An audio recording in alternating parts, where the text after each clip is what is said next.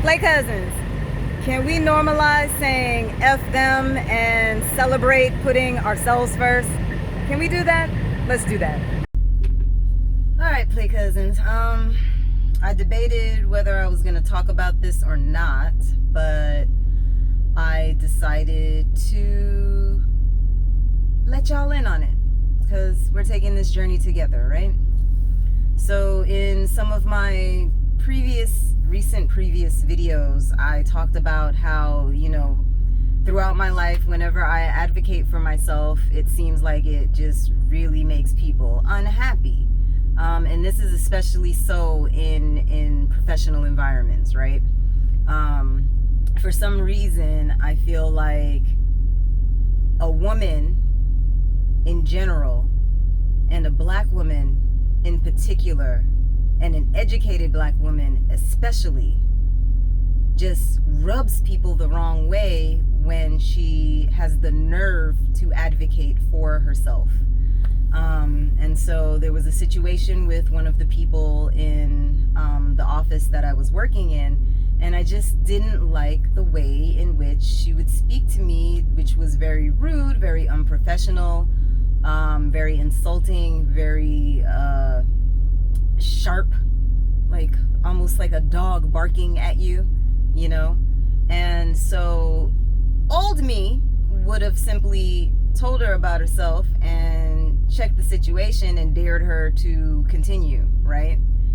New me decided that I would talk to the powers that be, because what's not going to happen is me going directly to talk to a woman in an office environment, because no matter how kind I am, no matter how softly and demurely I try to say things, all of a sudden I become intimidating. I have an attitude. I'm the angry black woman. All of these things, right? I've been dealing with these things. Honestly, I've been dealing with white women tears since I was 5 years old. White women tears have been getting me in trouble since I was 5 years old. Now, I don't know if y'all go to school for this, if you're taught this, how to weaponize your tears, but I've been dealing with this since I was 5. I am 49 years old. So I'm not going to put myself in that position. So I speak to higher ups, and what happens is I get in trouble for things that have nothing to do with the situation, while the powers that be ignore the situation and kind of hope that I'll stop talking about it since I'm in trouble now, right? Since I'm in this situation where my job perhaps is in jeopardy all of a sudden. That's what it felt like on this side. So what did I do? I found a new company.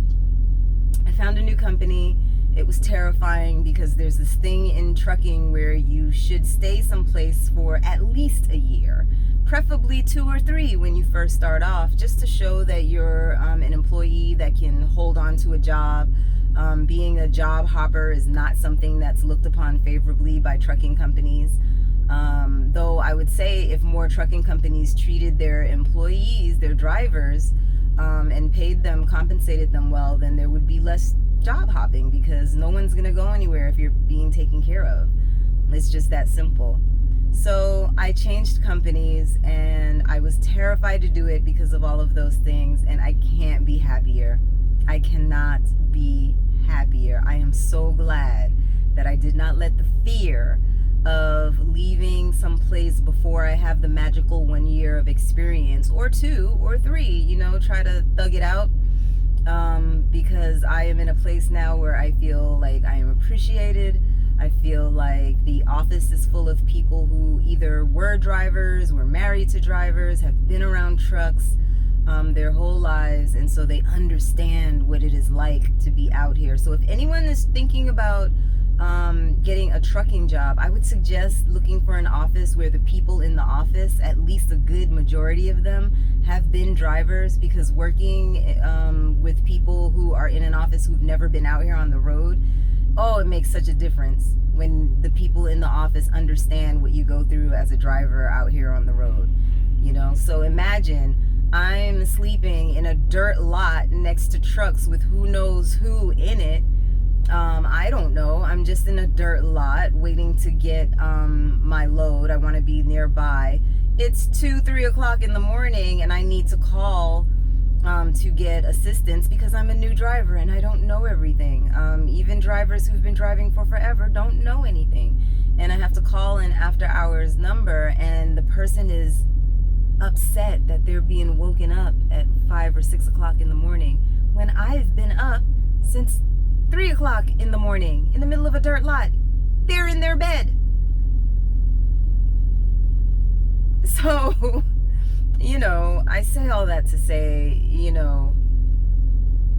there are ways in which people in positions of power, whether that be at your job, at your school, whatever situations that you're dealing with, will try to play power plays to intimidate you into silence, intimidate you into submission.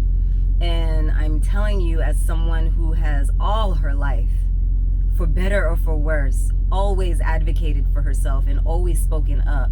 And even when scared, and then I get to the other side of it and I'm like, oh, thank God I spoke up for myself. Thank God I got myself out of that situation and jumped into a better situation. Thank God. So I'm able to see more of the country now. My pay has increased. I love my truck. I love Harriet Tubman. This is my girl. Let me know in the comments if you would like me to do a tour of Harriet Tubman, my truck, and I will do so. But yeah, so just wanted to let you guys know that I am with a new company, and that speaking up for yourself is often the right thing to do. I'm not gonna say always, because this is speaking about being in America and living under the realms of capitalism, sometimes you gotta thug it out until you can find something else to do. But always put yourself in a better situation. Always look to get out of that situation that isn't valuing you, that's belittling you, that isn't speaking to you with respect and kindness, or at the very least, professionalism. Because when you get to the other side of it, you will be rewarded. See you later, Play Cousins.